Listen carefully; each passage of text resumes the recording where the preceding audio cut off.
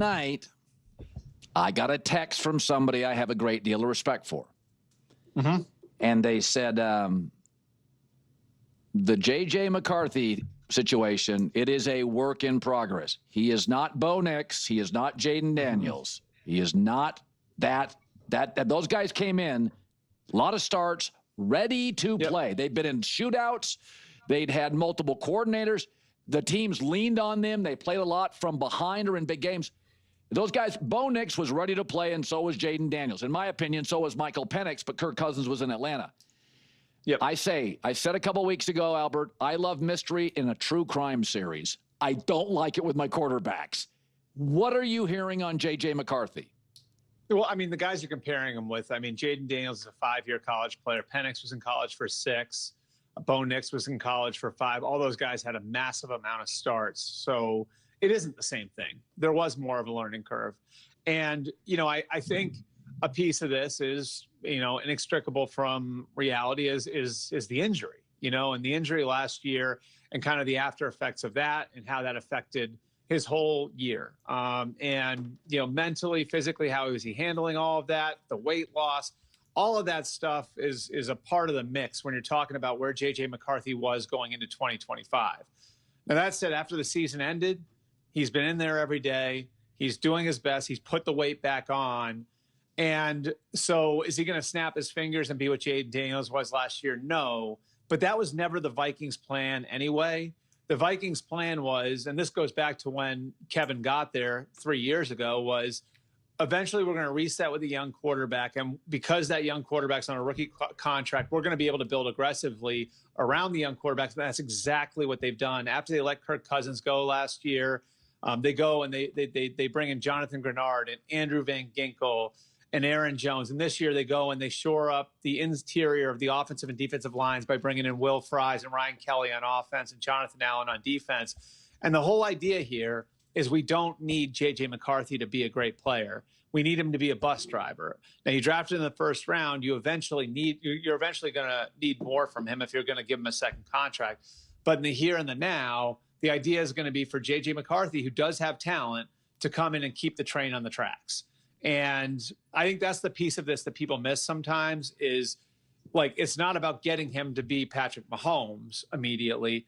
It's about getting him to be the best answer for a team that won 14 games a year ago and has very serious championship aspirations. Can you get him there by August? I think that's a very realistic thing. Yeah. Well, it seems like everyone kind of keeps getting a little bit confused by how these conversations should be unfolding. And, I talked about this, which is why, I said that the Vikings would even consider someone like a Sam Darnold or, or an Aaron Rodgers, because you've had the levels of success that you've had, and J.J. McCarthy is so young that you can't compare him to a Bo Nix or a Jaden Daniels. That these guys were older, more mature. And when I say mature, I don't mean like, mature in like the sense of like you're an immature person, but like they have so much more, they got more football years under them. And that matters. That obviously clearly matters. Even someone like a Brock Purdy who went to the 49ers was already older and had way more snaps. And he went to a great team and didn't have a, people don't think he's now as special as, say, a Jaden Daniels, but was still able to have a lot of success, get to an NFC championship game, etc. But that was still someone who's had, just a lot of football, played. That J.J. McCarthy, in a way, does lack compared to some of those other guys. So it is a little bit, unrealistic to ask him to be able to step up in that capacity. And even those quarterbacks who have had a tremendous amount of experience going into the NFL still had their own struggles. And this is where seasoned veterans, like, they can take the reins. It is why someone like a Sam Darnold, even though he didn't have as much success as people originally anticipated, it's why someone like him can step into, onto a football field day one and ball and still win games and make things happen that you just don't see first year starters just magically do, and just comfortably do. It's just not, no matter how great the team is. So that's why, all my JJ McCarthy and Vikings videos, like I keep trying to bake in that, like, this is not going to be a linear of just like, hey, you're going to hit the ground running and there you go, or that this team is so great that, you know, that there's going to be, you know, it's going to be easy for him necessarily, which is why I put so much of it on Kevin O'Connell, because it's really just like, what are you going to ask JJ to do? How are you going to simplify and make things as easy as possible? Do you actually have experience doing that right now? Because you did not need to do that with Sam Darnold, despite what people want to pretend, and you did not have to do that with Kirk Cousins. You do have to do that with JJ McCarthy. You have to understand how to talk, you know, essentially to a kid, you know, in a more metaphorical sense now. You know, like you there's a difference between talking to a 25-year-old and talking to a 10-year-old. You do not talk to a 25-year-old the way how you talk to a 10-year-old. And in this example, in the football world, JJ McCarthy is a 10-year-old. So it's like, I'm interested to see, how does Kevin O'Connell handle that more than anything? How does he troubleshoot? How does he translate things? How does he simplify and make things easier? Because he knows how to simplify things for a veteran, for an experienced quarterback. Does he know how to simplify things for someone who truly doesn't have the experience?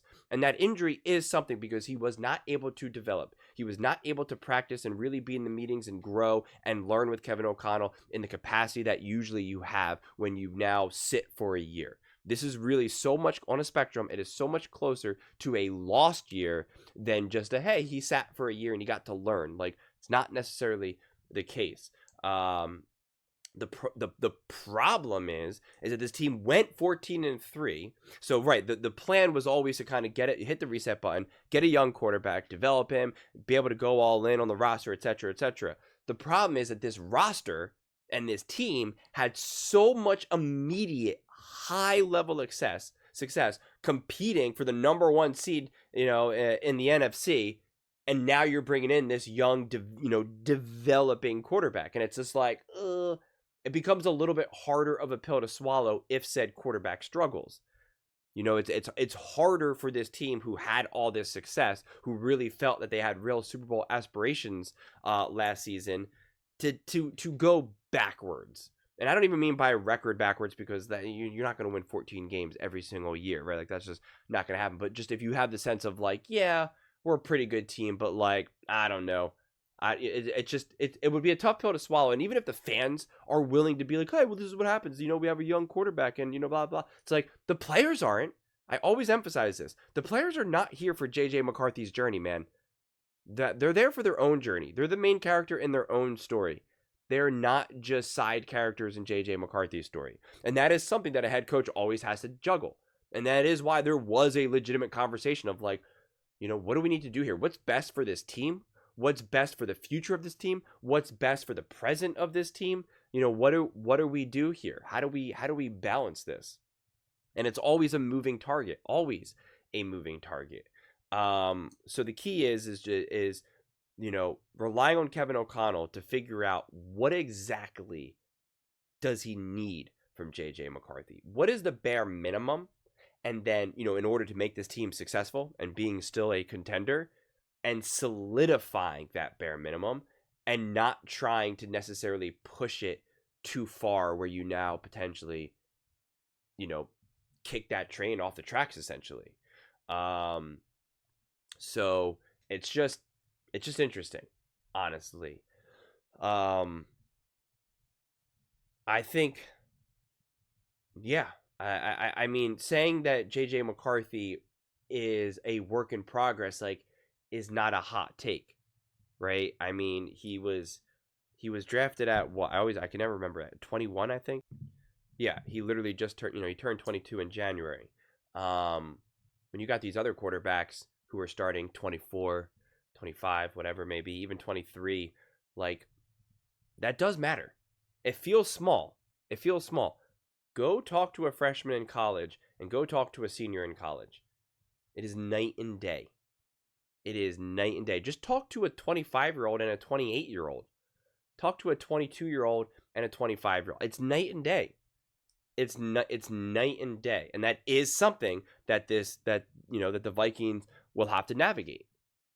And I think, considering who JJ McCarthy is as a person, I'm making this video you know, on the back of the whole thing with Shedeur Sanders. It's like, this is why things like maturity matter so much. Now, when I say maturity, I mean maturity now in the traditional sense, when before I meant it not so much.